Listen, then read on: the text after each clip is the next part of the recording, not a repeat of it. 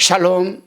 먼저 오늘 본문 열왕기하 5장을 우리가 나눔을 하기 전에 본문을 꼭 한번 읽은 후에 나눔과 묵상에 임하면 이해가 더 빠르고 은혜가 큰 줄로 믿습니다.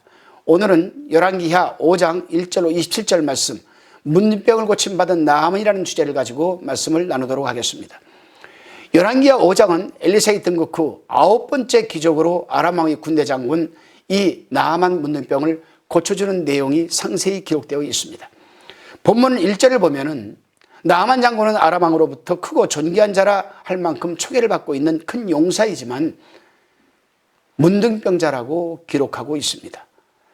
본문 2절에서 5절 말씀을 우리가 살펴보게 되면은 나아만이 그런 위치에 있을 때 아람 사람들이 떼를 지어 나가서 이스라엘 땅에서 작은 소녀 아이 하나를 사로잡아 와서 나아만의 아내를 수종들게 하였습니다. 그런데 이 소녀가 자신이 섬기는 나아만의 아내에게 말하기를 우리 주님이 사마리아에 계신 엘리사와 만났으면 좋겠습니다. 자기가 섬기고 있는 주인이 사마리아에 계신 이 엘리사와 좀 만났으면 좋겠다라는 얘기입니다. 그 선지자가 문둥병을 고칠 것이기 때문에 확신을 갖고 말씀을 전하죠. 그러자 이 말을 듣고 있던 나아만의 아내가 나아만에게 말을 전하자 나아만은 즉시 왕에게 말을 하고 왕의 친서와 함께 귀한 예물을 들고 엘리사를 만나러 이스라엘로 출발을 합니다. 여기서 우리가 귀하게 깨닫는 부분이 있습니다. 그것이 뭐냐 하면은 하나님의 은혜가 임하는 말씀을 들어야 할 사람이 있고 듣지 못한 사람이 있다는 얘기입니다. 들어야 할 사람이 그 말씀을 들으면 그 사람은 축복이고 은혜지만은 듣지 못할 사람이 그 말씀을 들으게 되면은 그 사람에게는 하나님 앞에 불순종과 안 좋은 일이 생기죠. 나아만은 비록 아람 왕의 군대지만은 자기들이 잡아와서 강제로 이 계집종을 수용되는 계집종을 삼았던 그 아이에게 말을 듣자 즉시 순종을 하는 겁니다. 이게 은혜고 이게 축복 아니겠어요? 우리가 객관적으로 봤을 때 상황 설명을 해보면은 왕 다음으로 기세 등등한 군대 장관이 포로로 붙들려고 온 이제 어린 12살 먹은 계집애가 하는 말을 듣고 왕의 친서를 받아서 갈 사람이 과연 몇이나 있을까? 이것이 바로 나아만 장군이 병을 고침받는 핵심적인 요소라는 겁니다. 본문 6절에서 8절을 보게 되면은 이스라엘 왕에게 그 글을 전하니 일렀으되 내가 내 신하 나아만을 당신에게 보내오니 이 글이 당신에게 이르거든 당신은 그 문둥병을 고쳐주소서 하였더라. 이스라엘 왕이 그 글을 읽고 마치 자기 옷을 찢으며 가로되 내가 어찌 하나님이 간데 능히 사람을 죽이며 살릴 수 있으랴. 저가 어찌 사람을 내게 보내어 그 문둥병을 고치려 하느냐. 너희는 깊이 생각하고 저 왕의 틈을 타서 나로 더불어 시비하려 한 줄 알라 하니 하나님의 사람 엘리사가 이스라엘 왕의 자기 옷을 찢었다 함을 듣고 왕에게 사람을 보내요. 왕이 어째 옷을 찢었나이까. 그 사람을 내게로 오게 하소서. 저가 이스라엘 중에 신자가 있는 줄을 알리이다. 여기에서 여러분 우리는 하나님의 사람, 하나님의 선지자, 하나님의 종, 주의 종들이 이 세상에 존재하는 목적과 이유를 우리는 분명히 알 수가 있습니다. 대한민국의 주의 종들이 얼마나 많습니까? 대한민국의 선지자들이 얼마나 많습니까? 그런데 과연 그들이 이 나라 왕을 위해서, 대통령을 위해서, 이 나라 민족을 위해서, 이 나라의 병든 사람을 위해서 우리는 무슨 일을 하고 있습니까? 그래서 저는 힘들고 어렵지만은 치유 사역을 지속적으로 해 나가는 것입니다. 환경을 정화시키는 환경 축사, 집안 대대로 내려오는 질병을 치유하는 질병 축사 등등 힘들지만은 저는 이 말씀을 깨달은 게 너무나 가슴이 와 닿았어요. 이스라엘 당시 이 당시에 1500년 전 아니 2000년 이 당시에 구약시대에도 주의 종들이 엘리사뿐이었겠습니까? 많았어요. 많았습니다. 자칭 선지자라는 사람들이 얼마나 많았겠습니까? 그러나 과연 나라를 위해서, 왕을 위해서, 백성을 위해서, 국민을 위해서, 하나님을 영광을 위해서 헌신하며 순종하며 사명을 감당하는 선지자들은 몇이나 있었을까? 오늘 본문에 보게 되면 엘리사밖에 없었습니다, 여러분. 그만큼 어렵다는 얘기죠. 뭐가 어렵습니까? 선지자가 하나님의 사명을 감당하는 것이.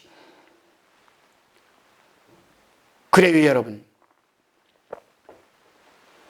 본문 6절로 12절의 말씀을 우리가 살펴보면 나아만은 엘리사의 집 문 앞에 도착하였는데 의외로 엘리사는 거들떠보지도 않았습니다. 시종을 통해 나아만에게 요단 가서 몸을 7번 씻으라고 말만 합니다. 나아만 장군은 화가 났습니다.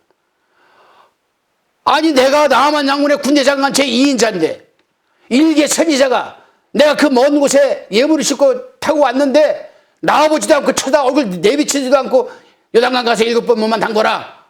화가 나지요. 화가 납니다. 그러나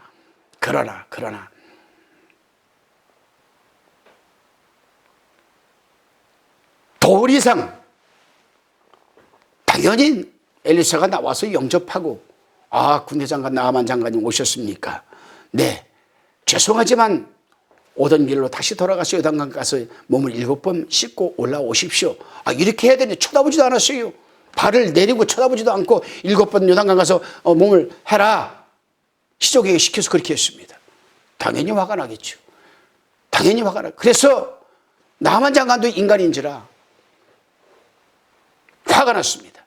당연히 엘리사가 자신을 영접하고 환부 위에 손을 대고 만지면서 하나님 이름으로 병을 고쳐줄 줄 알았는데, 그건 고사하고 자신의 나라에 있는 다메섹강 이 아바나 아르발보다도 못한 더러운 흙탕물인 이 요단강 가서 몸을 7번 씻으라고 하니까 차라리 아바나와 아르발가의 강가에 가서 몸을 씻으면 낫지 않겠냐라고 하면서 돌이켜 분한 모습으로 돌아갑니다.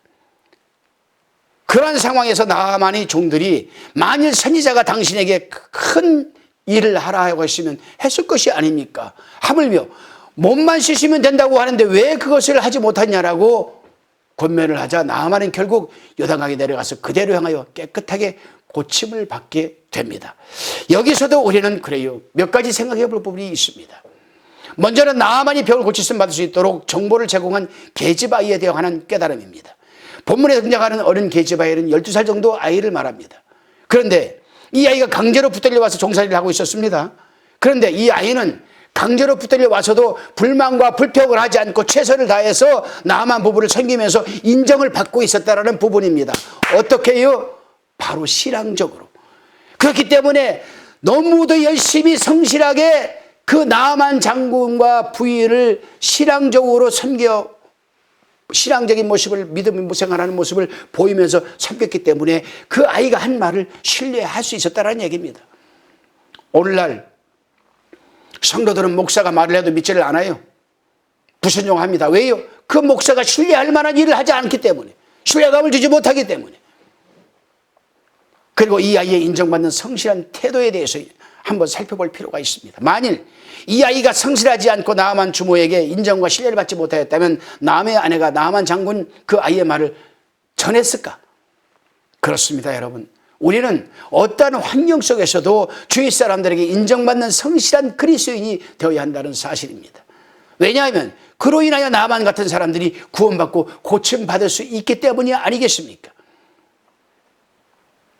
목사가 되어서 거짓말로 치유사역한다고 거짓말이나 하고 치유하러 온 사람들한테 물질이나 요구하고 그래서 그 사람을 죽게 만들어 방치시켜버리고 누가 가겠습니까?